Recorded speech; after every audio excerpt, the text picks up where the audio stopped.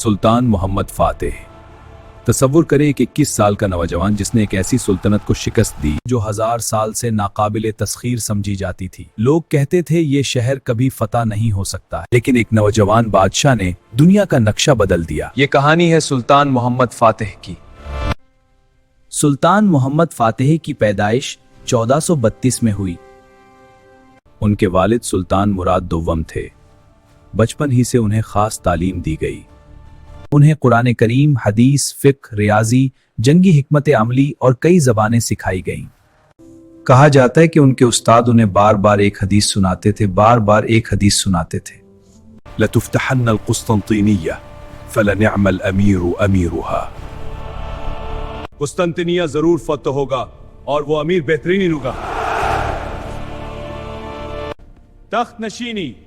सिर्फ 12 साल की उम्र में पहली बार सुल्तान बनाए गए। मैं इस जिम्मेदारी को कबूल करता हूँ। लेकिन कम उम्री की वजह से मुश्किलात पैदा हुई।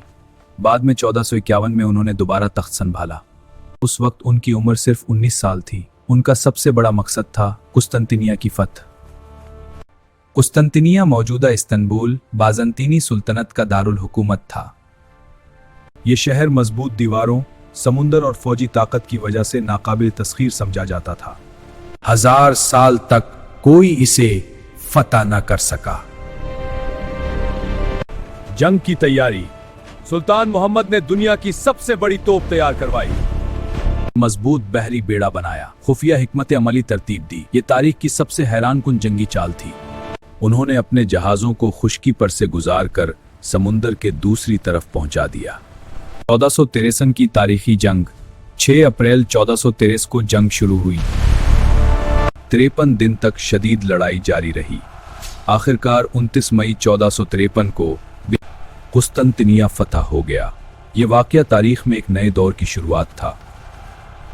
फतह के बाद सुल्तान मोहम्मद फातेह ने शहर को तबाह न किया। इस शहर को महफूज रखो, तबाही ना करो।